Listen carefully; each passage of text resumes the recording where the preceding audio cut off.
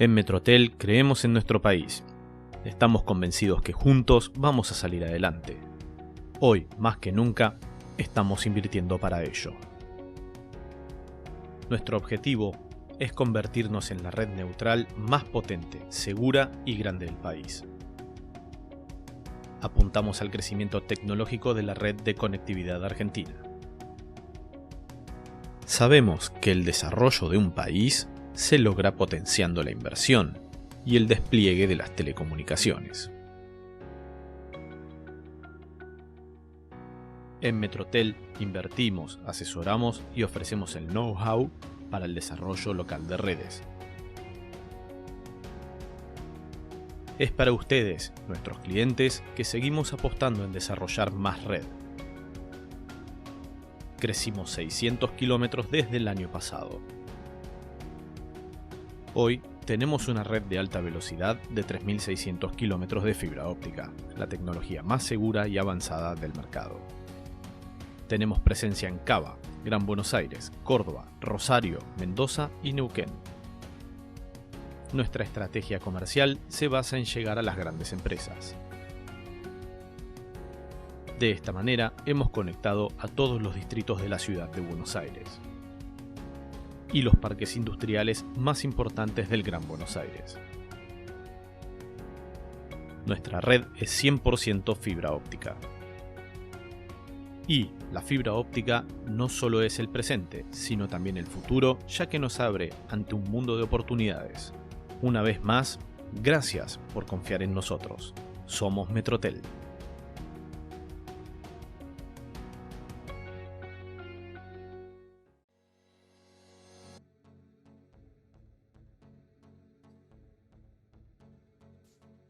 Hola, buen día a todos. Mi nombre es Esteban Moro y soy Product Manager de Metrotel.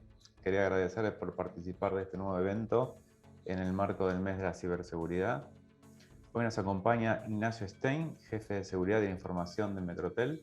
Hola Ignacio, quien estará hablando sobre las principales amenazas con el fin de concientizar sobre este tema. ¿Cómo estás, Ignacio? Buen día. ¿Qué tal? Buen día, Esteban. Bueno, buenos días a todos. Muchas gracias por estar hoy con nosotros. Así que, bueno. Lo dejo en tus manos, Ignacio. Dale, Esteban. Dale. Hasta luego. Muchas gracias. Hasta luego. Bueno, entonces, vamos a continuar. Pili, te pido si me pasas el control. Nosotros aquí lo que vamos a hacer ahora es empezar a recorrer un camino de diferentes conceptos sobre seguridad de la información y principalmente intentando concientizar sobre las diferentes aristas que tiene este concepto que para muchos tal vez puede llegar a ser nuevo. El concepto de la seguridad de la información y de qué hablamos cuando hablamos de seguridad de la información y de cómo nos puede llegar a afectar. Vamos a adentrarnos en algunos conceptos tal vez un poco más sociales y otros un poco más técnicos, pero la intención es que cada uno de ustedes hoy se pueda llevar disparadores o más preguntas para seguir investigando en diferentes aspectos en donde ustedes se puedan llegar a ver alcanzados o afectados por alguna amenaza. Entonces, cuando hablamos de seguridad de la información, en términos teóricos y de conocimiento y casi académicos, hablamos de que la seguridad está basada en tres pilares que tienen que ver con la disponibilidad, la confidencialidad y la integridad. ¿De qué? De la información.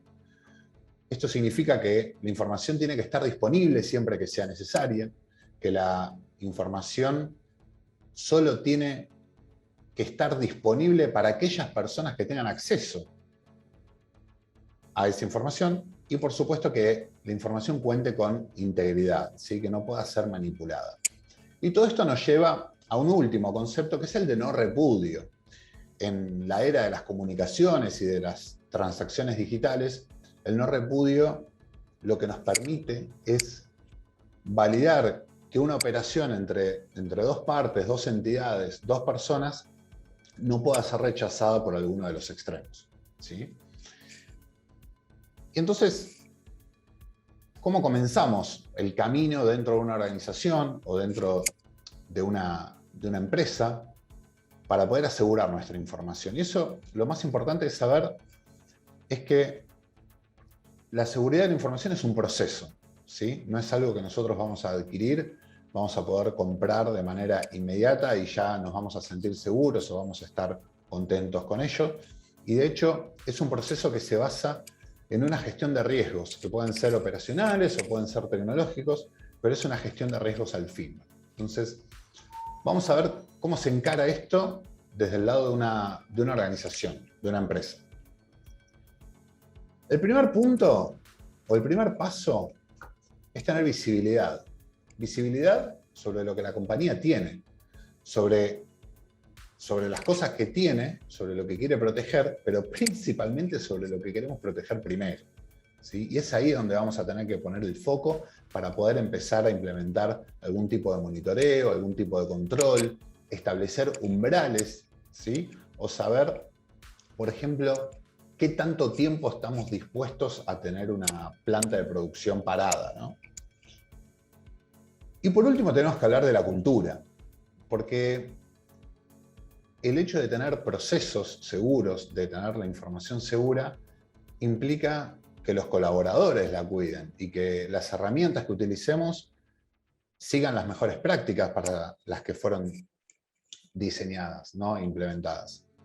Y cuando llegamos a cierto estadio, cuando la empresa puede realmente responder por su seguridad de la información, esto se convierte automáticamente en una ventaja competitiva, ¿sí?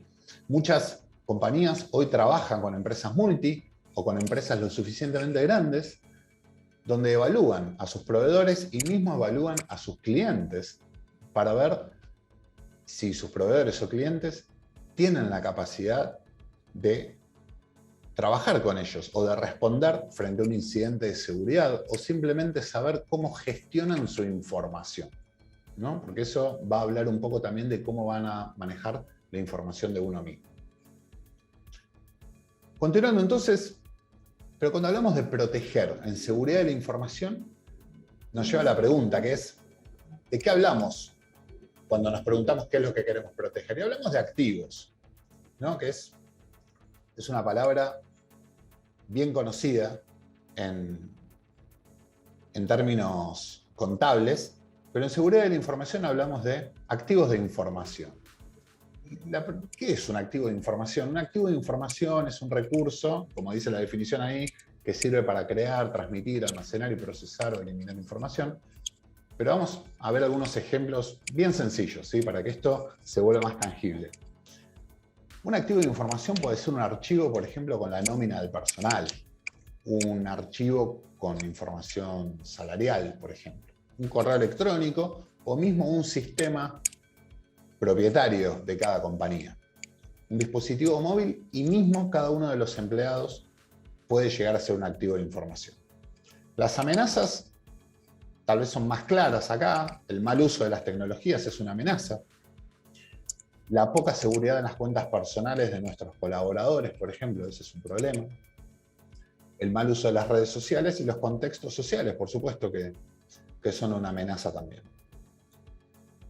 Entonces, bueno, tenemos el activo, tenemos las amenazas y ¿cuáles podrían ser los riesgos? Bueno, por supuesto la pérdida de información. Si se nos pierde una nómina de personal, una nueva liquidación salarial, estamos perdiendo información.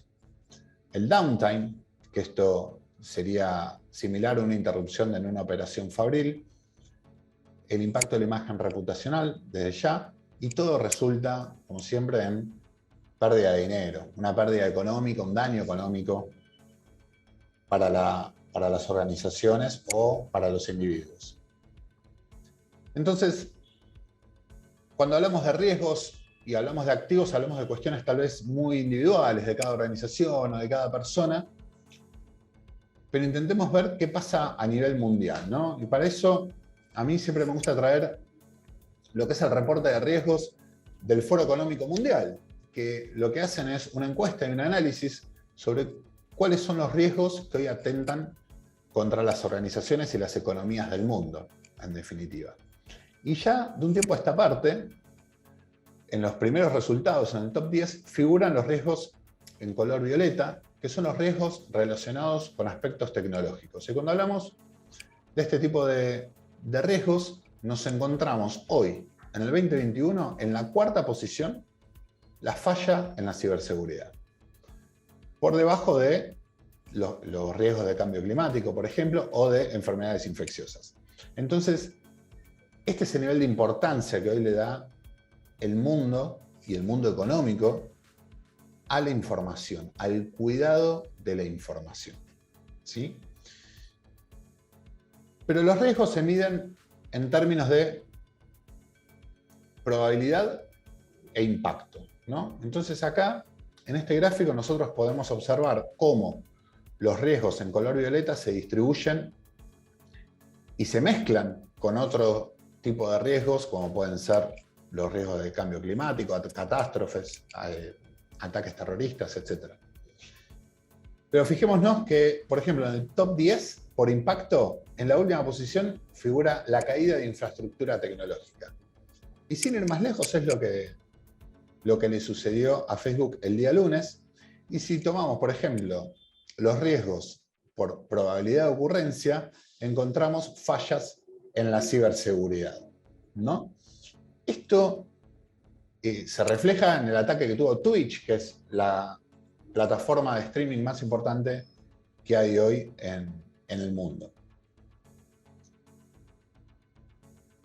La pregunta que sigue es, ¿cómo llegamos a esto? ¿Cómo llegamos realmente a que se pierda información, que se filtre información o que se concrete en definitiva un ataque o una fuga? Y esto reside sencillamente en las fallas en la ciberseguridad. Y por eso estamos acá, en este mes, en una instancia de concientización. Y una de las primeras barreras que nosotros tenemos a nuestro alcance es el de las contraseñas. Cuando hablamos de contraseñas, nos encontramos un montón de sensaciones.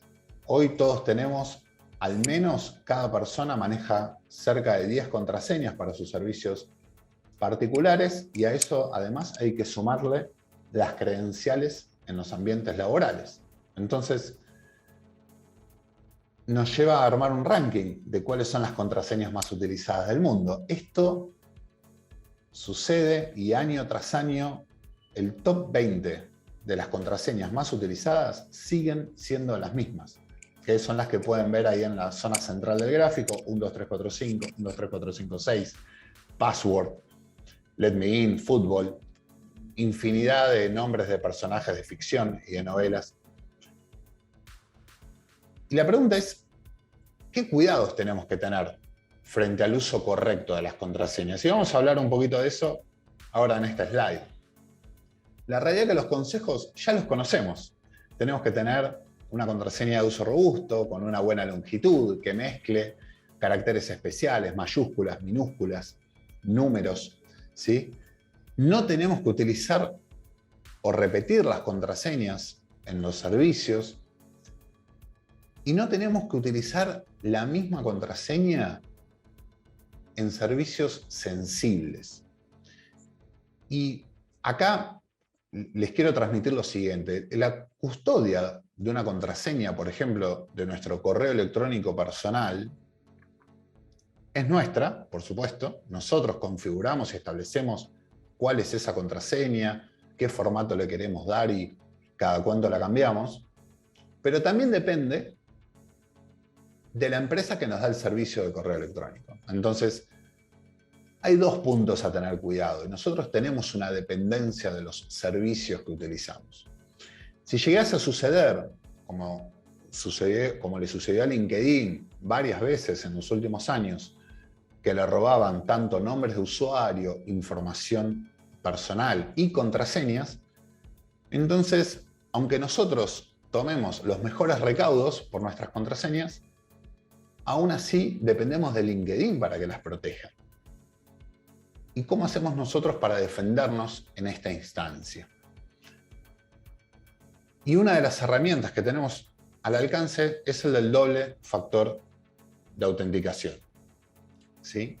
El doble factor de autenticación es la herramienta, es el proceso que verifica una vez más si nosotros somos quienes dijimos ser. Vamos de vuelta. Si nosotros ingresamos correctamente nuestro usuario y nuestra contraseña, el servicio o la plataforma va a utilizar otra vía de contacto, otro mecanismo de autenticación para verificar que efectivamente somos nosotros. El ejemplo más claro de esto es la tarjeta de coordenadas que utilizan los bancos, los tokens con los códigos que nos facilitan los bancos cuando tal vez queremos hacer alguna transferencia salarial en las compañías, o el mensaje de texto para verificar nuestra identidad en algún que otro servicio online. Doble factor de autenticación también se le dice MFA, Multi-Factor Authentication, y se basa en la idea de poder autenticarnos, a nosotros, las personas, bajo tres ideas, ¿no? Que son algo que nosotros conocemos, que puede ser el PIN, algo que nosotros tenemos, que es el token o la tarjeta de coordenadas, o algo que nosotros somos, como puede ser el iris del ojo, o la huella digital, o el reconocimiento facial, como ya tienen algunos bancos en Argentina. El doble factor de autenticación también funciona para nosotros como una alarma, como un aviso de que alguien está utilizando nuestra contraseña. Volvamos al caso de LinkedIn. LinkedIn le roban los usuarios, le roban las contraseñas y alguien se intenta loguear con mi cuenta. A mí me va a llegar un mensaje de texto avisándome que mis credenciales están siendo utilizadas. Y si no fui yo, entonces significa que alguien sabe mi contraseña. ¿Sí? ¿Qué sucede entonces con los datos filtrados? ¿No? Los delincuentes logran entrar a una plataforma, la logran hackear o nos adivinan la contraseña. Bueno, ahí es donde empiezan a aparecer las noticias en los diarios. Las noticias en los diarios hablan de fugas de información, filtrado de datos, caídas de los servicios. Y este es un gráfico que nos muestra, por ejemplo, las grandes fugas de información en los últimos años. Ahí podemos ver empresas como Facebook, 2 veces. Siempre hablamos de millones de registros cuando hablamos de estas empresas multinacionales, globales. Con Microsoft sucede lo mismo. Por debajo está una filtración del gobierno chino, que tiene datos muy sensibles sobre su población. Y por supuesto, abajo a la derecha, en el año 2018, una de las grandes filtraciones que tuvo Twitter. ¿Y qué sucede cuando se filtra la información? Bueno, esto es una retroalimentación de los datos que se filtran para los ciberdelincuentes.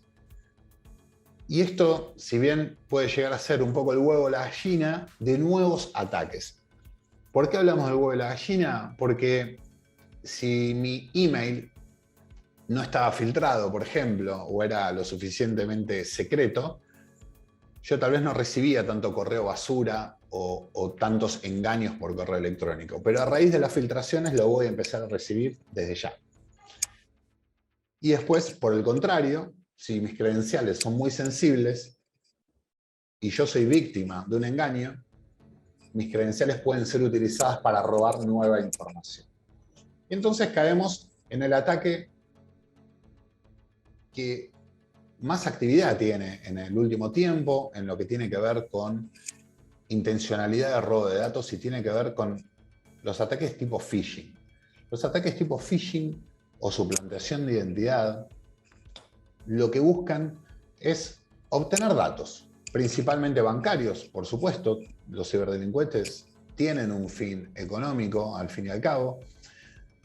Y si no pueden robar datos de tarjetas de crédito, de claves bancarias, van a optar por datos personales para poder perpetrar ataques mucho más precisos hacia las personas, contraseñas de algún servicio en específico, ¿sí? Donde nosotros podamos llegar a ser usuarios, por supuesto información confidencial o información sensible de las empresas, información del negocio, ¿sí?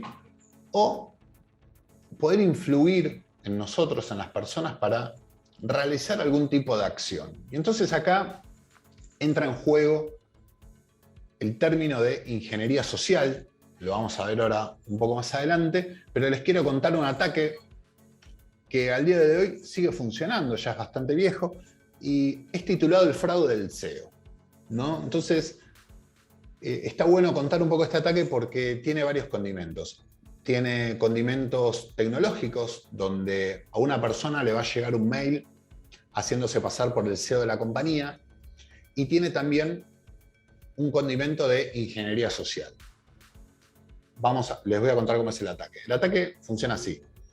Supongamos que una persona de pago a proveedores, una persona, un colaborador con la capacidad de realizar transferencias bancarias, recibe un mail un viernes, digamos 4 de la tarde, del SEO, o supuestamente del SEO, donde le dice: hola, soy el SEO, necesito que por favor realices esta transferencia a este CBU, es una urgencia personal, por favor cursala lo antes posible y avísame por este mismo medio cuando lo hayas realizado. Tengamos por favor extrema privacidad y confidencialidad con este tema, no lo converses con nadie, lo hablamos el lunes a primera hora con tu jefe. Muchas gracias, buen fin de semana. Esto que parecería ser evidente, ¿no? De que es un engaño, de que es muy poco probable que suceda, si buscan casos en internet van a encontrar un montón. Y van a encontrar casos por un montón de dinero, tal vez por ataques repetidos. La pregunta es, ¿por qué esto funciona? Bueno, esto funciona porque en compañías muy verticales, donde la distancia jerárquica y la poca capacidad de comunicación o de confianza dentro de la organización está tan presente, el analista que tiene que realizar las transferencias termina ejecutando la transferencia.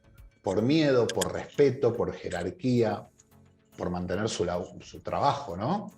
Entonces, esto tiene que ver con ingeniería social y con riesgo tecnológico.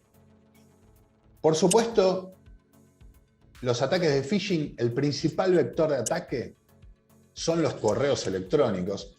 Y hay 10 mandamientos y 10 puntos a verificar en los correos electrónicos, que tienen que ver con verificar que efectivamente el remitente sea quien deba ser, que si trabajamos dentro de una organización, que el nombre esté escrito como se suelen escribir dentro de la organización, el apellido coma el nombre, o al revés, o como sea, que el asunto sea familiar, que la redacción tenga el estilo y el formato del texto, tenga el estilo del remitente, si nosotros solemos recibir correos de esa persona.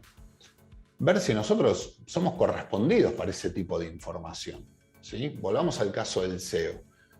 ¿Por qué el SEO no le pide esto a su subordinado y se lo está pidiendo un analista de cuentas a pagar? ¿Por qué, si la empresa es tan vertical, no sigue la cadena de mando para abajo también, ¿no? Muchas veces la temática también es extraña. ¿Por qué nos va a llegar un correo al trabajo sobre, no sé, automovilismo, por ejemplo, si en nuestro caso somos una empresa de telecomunicaciones, ¿no? Y por supuesto, siempre hay que verificar los enlaces, cómo firman estos atacantes. Entonces, bueno, ¿qué pasa con la ingeniería social? Nosotros revisamos todo esto y aún cabe la posibilidad de que descarguemos ese archivo adjunto y hagamos clic y lo ejecutemos, que es, al fin y al cabo, cómo se terminan concretando los ataques, ¿no? La ingeniería social tiene una base humana que tiene que ver con la racionalidad, pero tiene ciertos mandamientos la ingeniería social y tiene que ver con que todos queremos ayudar, ¿sí? Todos, por lo general, nuestro primer movimiento siempre es de confianza hacia la otra persona, a la que se acerca a pedirnos algo, a solicitarnos algo, sobre todo si ese pedido tiene una urgencia o manifiesta una necesidad real. Nos cuesta mucho decir que no, ¿no? Y ese es un tipo de ataque. Pero también está el otro texto que va a buscar alabarnos, ¿no? Que nos va a adular y que nos va a decir cosas lindas para que nosotros simplemente avancemos o hagamos clic o descarguemos ese archivo malicioso. Y por último, por supuesto, la curiosidad. El dicho, como dice, la curiosidad mató al gato. La curiosidad también nos hace entrar a links a donde no tenemos que entrar. Pero hay otra parte de la ingeniería social y que tiene que ver con malas prácticas y cómo nosotros somos susceptibles a un montón de mecanismos que ya están implementados en las tecnologías que también utilizamos. Y tiene que ver que por lo general nosotros subestimamos nuestra información, ¿sí? O consideramos que tenemos todo cubierto en materia de seguridad porque tenemos un doble factor de autenticación habilitado en nuestra cuenta de correo. O muchas veces también se escucha la frase de que no, pero yo no soy target. ¿Quién va a querer lo que tengo yo? ¿O quién va a querer husmear mi correo electrónico, ¿no? Y en el caso, muchas veces, de que sí intentemos cuidarnos, bueno, tal vez la estrategia de contraseñas o de autenticación no es del todo moderna. Tal vez la estrategia implementada ya es vulnerable, ¿no? O no es suficiente.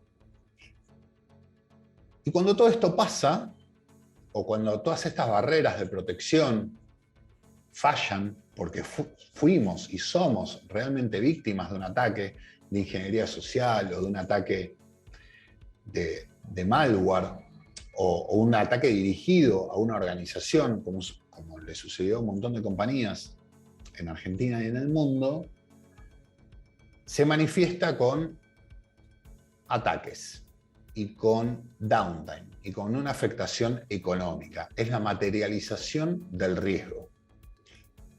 Y cuando se materializa un riesgo, es muy difícil verlo en los diarios, pero sí últimamente sentimos hablar mucho del ransomware. Cuando hablamos del ransomware, hablamos del malware. Cuando hablamos de malware, hablamos de software malicioso. ¿Qué es el ransomware? Por si alguno no sabe, el ransomware es un tipo de virus, digamos, para hablar pronto aquí en este encuentro. Es un tipo de software malicioso que busca hacer mal, y lo que hace el malware es prohibirnos el acceso a nuestra información, a los archivos que teníamos en nuestros servidores, en nuestra computadora. No los podemos acceder, y lo que hacen es pedirnos un rescate para devolvernos el acceso. Eso es ransom, ¿no? Es secuestro. ¿Qué particularidad tiene el ransomware en el último tiempo? Que tiene un rédito económico súper tangible y efectivo para los ciberdelincuentes, porque piden pagos en criptomonedas, donde es muy difícil traquear el destino de ese dinero. Y además son ataques que se van perfeccionando con el tiempo. El ransomware comenzó, como les contaba, prohibiendo el acceso y exigiendo un pago, pero la extorsión en el último tiempo fue mucho más allá. Ahora los ransomware lo que hacen es primero robarnos la información a la que accedieron, luego prohibirnos el acceso, y la extorsión luego es: pagame para que yo te devuelva el acceso y pagame también para que no filtre la información que te robe. Solo para que tengan unas cifras, el ransomware genera pérdidas en el mundo a razón de $1 millón por minuto. Y comparando el primer semestre del año pasado con el primer semestre del 2021, los ataques de ransomware crecieron un 288%. Y para no quitarle mayor importancia aún a ransomware, en este gráfico podemos ver cuáles fueron las compañías atacadas o las de mayor impacto que tuvieron en este mundo. AXA es una aseguradora francesa, es una de las empresas de seguros más importantes del mundo. De hecho, es una de las compañías de seguros que ofrecen seguros ciber, ¿no? Que nos protegen frente a este tipo de contingencias. JBS es una de las productoras de alimento más grandes del mundo, ¿sí? Podemos ver una automotriz, Kia Motors, podemos ver Casella. Casella es un MSP, es un proveedor de servicios de tecnología de los más grandes también que hay a nivel mundial. Y por supuesto podemos ver a la petrolera Shell ahí. Entonces la pregunta que surge inmediatamente es: ¿cómo nos protegemos del ransomware? ¿Qué tenemos que hacer? Bueno, primero lo tenemos que acumular con todo lo anterior. Con el ataque vía phishing, con la ingeniería social, con identificar bien qué es lo que estamos viendo cuando estamos viendo, qué archivo estamos abriendo y a qué página estamos ingresando cuando navegamos. Pero definitivamente la barrera necesaria para poder frenar un ransomware como mínimo en nuestros equipos y en nuestros servidores es tener un anti-malware. El ransomware es un software malicioso, es un malware y por consiguiente tenemos que contar con un anti-malware. Un anti-malware es lo que nosotros conocemos como antivirus, ¿sí? Y es vital tenerlo instalado en nuestras computadoras y en nuestros servidores, cualquiera sea. Por supuesto, si utilizamos nuestro celular para manejar información sensible, y seguro que es así, en nuestro teléfono celular también tenemos que tener un anti-malware instalado. En el caso particular de anti-malware, pues seguramente todos ustedes ya están al tanto, Metrotel tiene una alianza estratégica con ESET. Cualquier necesidad de este estilo pueden conversar con su ejecutivo de cuentas. Ahora, ya hablamos del correo electrónico, de la interacción y de los ataques por ingeniería social y hablamos también de la protección en nuestras computadoras, en nuestros sistemas operativos, en nuestros Windows, por ejemplo. ¿Y qué pasa ahí afuera? Porque yo tengo una red a donde mi computadora está conectada. De hecho, mi computadora en este momento está conectada a la red de Metrotel. Entonces, puede haber peligros también, puede haber atacantes dentro de la red corporativa de una compañía. Sí, desde ya que eso puede suceder, puede existir, de hecho existe, y hay estrategias para protegerse. Y también hay amenazas ahí afuera, ¿no? En Internet. Entonces, hablemos un poco de los peligros que hay en las redes. Vamos a poner un ejemplo muy sencillo sobre una red tradicional de una compañía. Supongamos que tenemos un edificio con oficinas, donde tenemos 50 escritorios con 50 computadoras y 50 teléfonos celulares conectados al Wi-Fi. Con que solo un equipo se vea vulnerado y se vea infectado, por ejemplo, porque tuvo un mal uso domiciliario, o tuvo una falta de control, o no tuvo un anti-malware instalado,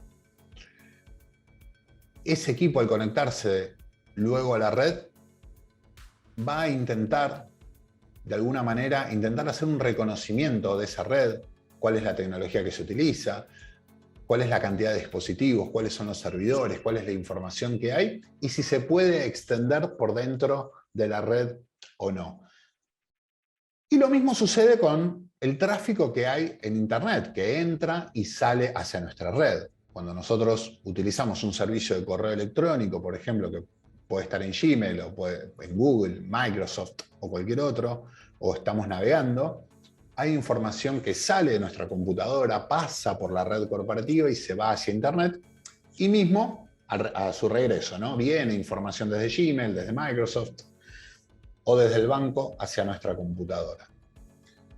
Y de alguna manera nosotros tenemos que conocer, tenemos que tener visibilidad, pero principalmente tenemos que digitar qué es lo que nosotros queremos que entre y que salga de nuestra compañía. La solución, o las soluciones, porque hay un conjunto de soluciones para poder controlar todo esto,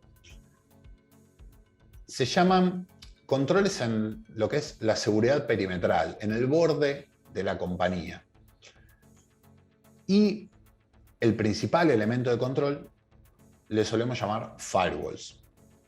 Los firewalls hoy están evolucionando dependiendo del tamaño y la estrategia tecnológica de la compañía en los que se llaman UTMs, Unified Threat Management, que es la gestión centralizada de amenazas.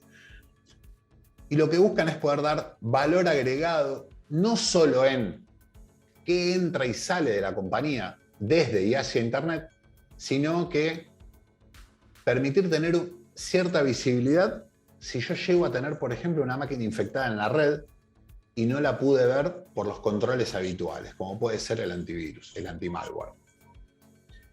Nuevamente, en este punto, Metrotel tiene también una alianza estratégica que es, en nuestro caso es con Fortinet, que es una de las empresas líderes en este segmento. Así que si tienen alguna duda o consulta, también pueden contactar al a su ejecutivo de cuentas por este punto.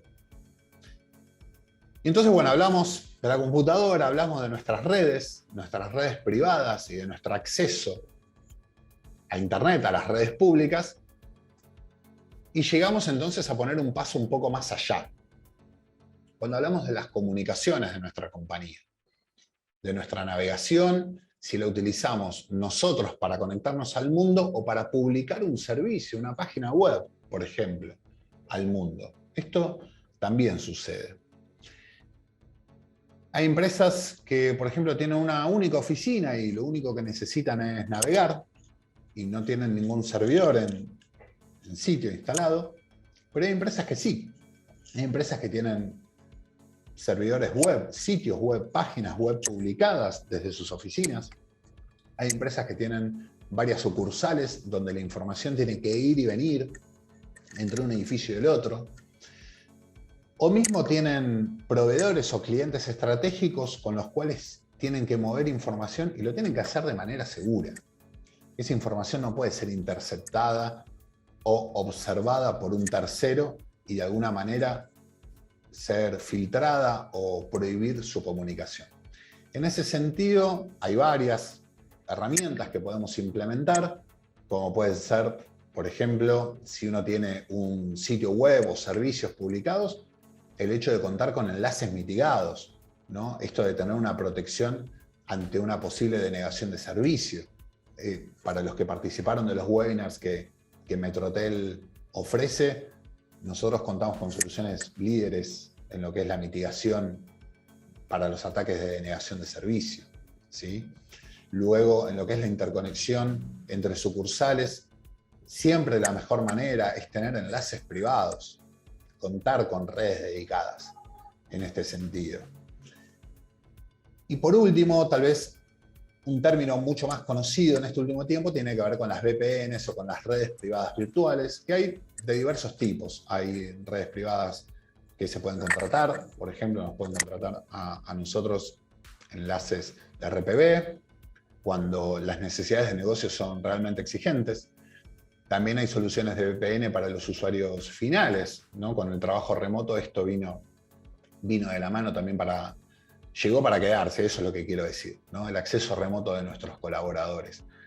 Nuestros empleados se van a conectar a nuestra red, a nuestra infraestructura, para trabajar con nuestra información y lo tienen que hacer de manera segura, ¿sí? Para todo este tipo de necesidades, desde ya que ustedes pueden contar con Metrotel.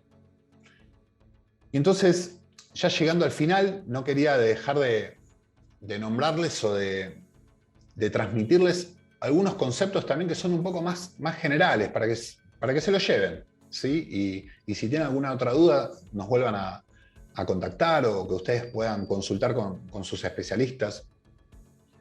Cuando uno recibe una comunicación y tiene dudas sobre si ese mail es verdadero, si ese llamado es real, si ese pedido tiene la urgencia que realmente el remitente acusó decir,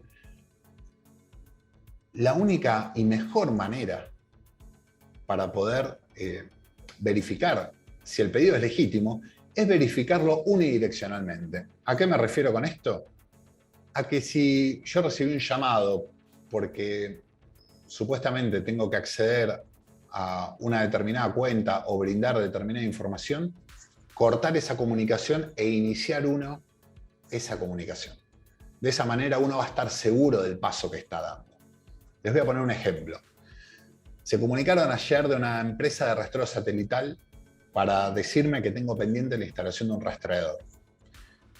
Y yo, por supuesto, nunca lo contraté, ¿no? Lo que me decían de la compañía por teléfono es, no, te lo exige tu compañía aseguradora. Sabían cuál era mi compañía aseguradora. Lo que le dije, bueno, lo voy a verificar. Corté, llamé a mi productor, me dijo, no es necesario que vos tengas un localizador. Entonces, si bien era una estrategia de venta, lo que estaban haciendo era utilizar información mía, en algún sentido pública, porque conocen quién soy yo, qué auto tengo y cuál es mi aseguradora, pero por el otro lado lo estaban utilizando para engañarme, diciéndome que era un requisito de mi póliza de seguros. Entonces siempre uno tiene que verificar unilateralmente. Y volviendo al ejemplo del caso del SEO, elevar efectivamente el pedido al superior inmediato o generar un nuevo mail y escribirle al SEO si efectivamente quiere concretar esa transferencia. Esto lo que va a hacer es, va a dejar expuesto automáticamente el ataque, ¿sí? Luego, el segundo punto tiene que ver con el software legal y actualizado. Esto es algo bastante interesante. De un tiempo a esta parte, Argentina mejoró mucho el rendimiento, pero a nivel domiciliario se suele utilizar mucho el software craqueado, como se dice, ¿no? Y el software craqueado, el crack que se utiliza, suele ser malware. Suele ser un tipo de software que busca hacer algo, busca robarnos información, busca utilizar nuestra computadora, por ejemplo, para minar criptomonedas y ese tipo de cuestiones. El software legal nos permite tener derecho y acceder a las actualizaciones. ¿Qué tipo de actualizaciones? No solo de nuevas funcionalidades, sino a las actualizaciones de seguridad, ¿sí? Esto es muy importante. Cuando hay ataques y hay una vulnerabilidad conocida en el mundo, los fabricantes tardan realmente muy poco tiempo en sacar el parche, sacar la actualización que nos va a dar a nosotros, nos va a devolver la tranquilidad del software que estamos utilizando. El tercer punto es googlearnos a nosotros mismos, ¿no? y a nuestra compañía también, para saber qué tan expuestos estamos. Esto es una práctica que tal vez se pueda andar muchísimo más, pero habla de qué tanta privacidad nosotros tenemos online, de nosotros mismos hablando, individual, de nuestra familia, de nuestros hijos, ¿sí? Cuando hablábamos antes de la seguridad en las redes sociales, hablamos de tener todos nuestros perfiles públicos, que nuestros hijos tengan los perfiles privados, perdón, me retracto ahí. Todos los perfiles tienen que ser privados, especialmente los de nuestros chicos. Cuando utilicemos medios de pago online o hagamos transacciones, utilicemos y verifiquemos que esos sitios sean seguros. Uno de los principales indicadores es saber que estamos utilizando HTTPS, que esto está en verde, que la barra de dirección no tenga ninguna advertencia, que la URL https://www y el nombre que diga ahí sea explícitamente a donde nosotros queremos estar y no alguna variación, porque podemos estar siendo víctimas de un ataque, ¿sí? Entonces, con todo esto último, hay una frase que a nosotros nos gusta decir en Metrotel. De hecho, nosotros hacemos un montón de énfasis en lo que es la concientización, que es que ya no protegemos a la tecnología, sino que protegemos a los humanos. Es realmente el ser humano la primera línea de defensa frente a estos ataques. Entonces, somos nosotros los que tenemos que aprender sobre cómo nos pueden estar observando y pueden estar utilizando nuestra información para perpetrar un ciberataque. Y con esto cerramos. Este es un pequeño espacio de preguntas. Ahora las chicas lo van a realizar, pero desde ya agradecerles a todos por su presencia.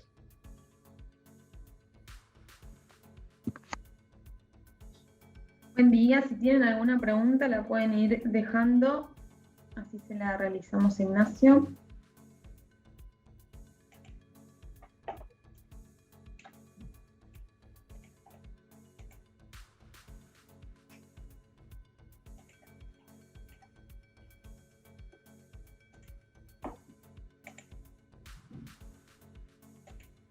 A ver.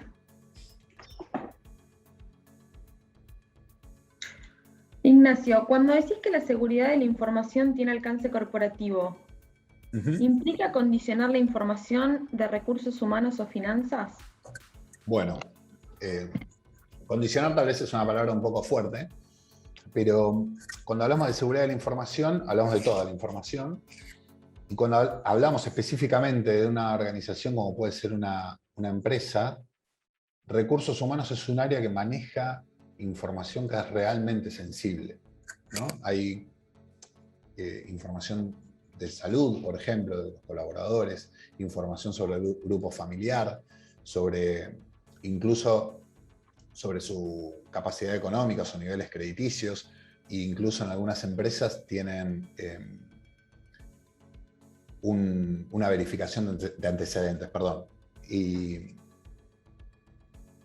es el área de seguridad de la información, el responsable de seguridad de la información de las compañías, de conversar con recursos humanos sobre cómo se está gestionando esa información. Pero no solo eso, sino cómo se efectúa realmente un proceso de selección de personal, por ejemplo, ¿no? Si hay terceros involucrados, como compañías de selección de personal, ¿no? ¿Cómo gestiona el tercero la información de posibles colaboradores de la compañía?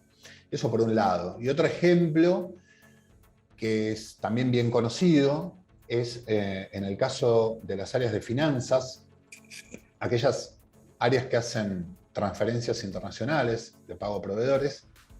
Es muy difícil hacer un rollback, un callback de una transferencia internacional.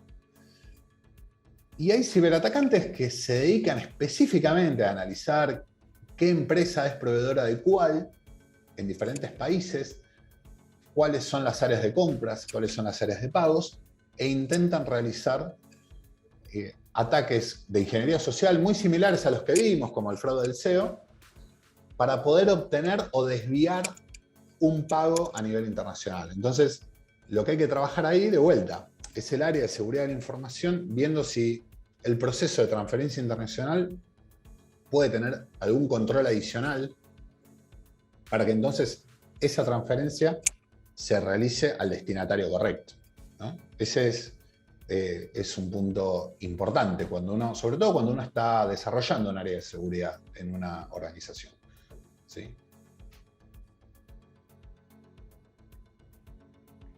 Bien, por un lado nos están preguntando si la presentación va a quedar guardada, les decimos que sí, que después la van a poder volver a ver. Uh-huh. Por otro lado nos preguntan de dónde sale el ranking de contraseñas más utilizadas. Bueno, eso es bastante interesante. Se basa en las propias filtraciones de datos, ¿no? Entonces, por ejemplo,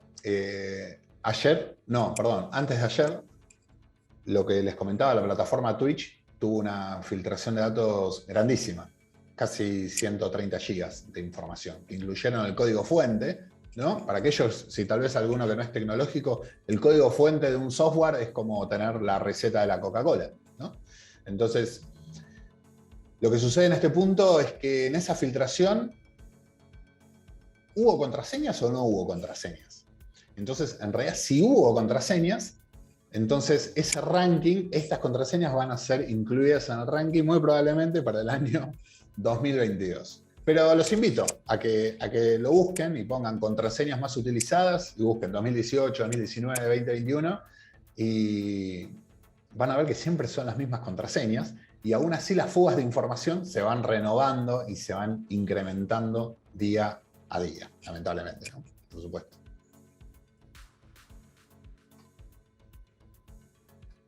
Bien, una más. Dale. ¿Casos de ransomware en Argentina? Bueno, un montón. Un montón. La cantidad de ataques de ransomware que hay en Argentina es muy superior a lo que se conoce públicamente. Esto es porque, distinto a lo que uno escucha a nivel internacional, como es en el caso de Europa, Estados Unidos, Canadá, las empresas que son víctimas de ciberataques no están obligadas a informarlo a las autoridades. De hecho, no están obligadas a realizar denuncias siquiera.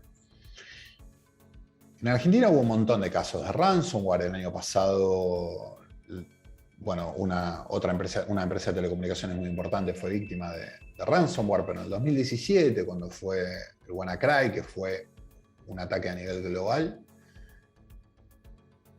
prácticamente todas las empresas de telecomunicaciones de Argentina se vieron afectadas en ese punto, ¿sí? No podemos hablar de otras compañías, pero sepan que sí las hay, y de hecho hay empresas dedicadas a resolver los temas de ransomware siempre que fuese posible y se llaman equipos de respuesta ante incidentes. Lo que hay que entender con respecto al ransomware es que la única solución es tener una copia de seguridad al día de hoy, ¿sí? O sea, si nosotros somos víctimas y lamentablemente ninguna de las herramientas de control llegaron a funcionar, lo que nos va a permitir recuperarnos, más allá del tiempo que tardemos en recuperarnos tecnológicamente, lo que nos va a permitir recuperar es hoy tener una copia de seguridad de todos nuestros datos que no esté conectada a la red, ¿sí? Esto es muy importante, el tema de que la conexión sea off-site.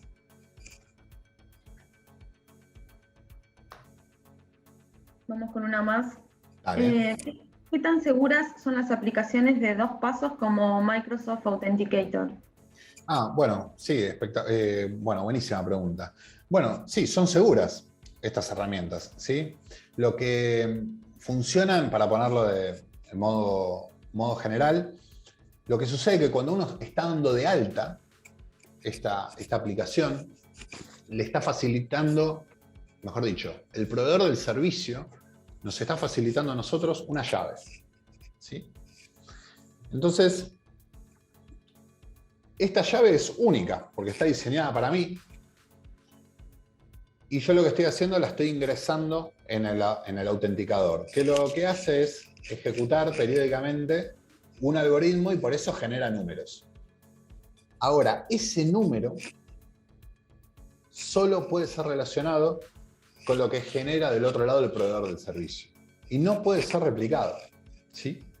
Entonces, la realidad es que no importa el autenticador que ustedes utilicen. Está el Google Authenticator, está el de Microsoft, y de hecho, cada vendor o cada proveedor de herramientas de seguridad suele también tener su propia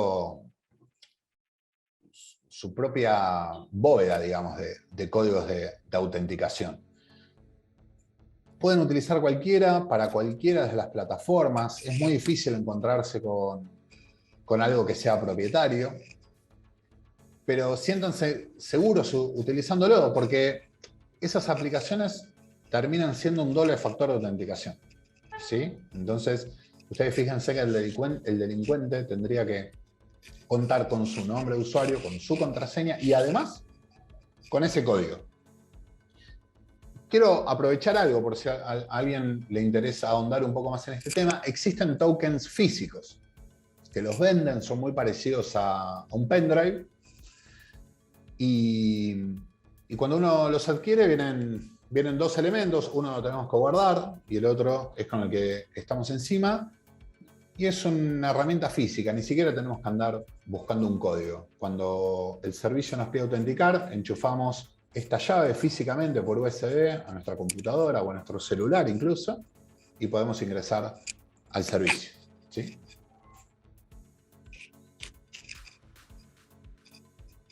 Bien, vamos con la última y después, si quedan algunas consultas o dudas, pueden escribirnos a marketing@metrotel.com.ar. Buenísimo. ¿Cómo sé si estoy seguro? ¿Se mide? Ajá, bueno. Esa es una pregunta que suelen hacer los directores, ¿no? O las altas gerencias a los responsables de seguridad. Bueno, ¿esto es seguro? Y se plantea como una pregunta cerrada, ¿no? Ellos buscan tener un sí y es muy, digamos, aventurado tal vez contestar esta pregunta. Hay otro concepto que se llama postura de seguridad, ¿no? Al principio de la presentación yo les hablaba de que la seguridad es un proceso y que se hace en base a una gestión de riesgos.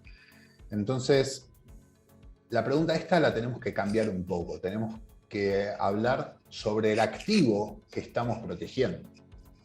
Vamos a poner un caso, queremos proteger la imagen reputacional y por lo general uno lo primero que se fija es cuáles son las noticias que hay y cuál es el estado de nuestro sitio web, ¿sí? Que no sea hackeado, que no modifiquen una imagen, que no cambien el contenido.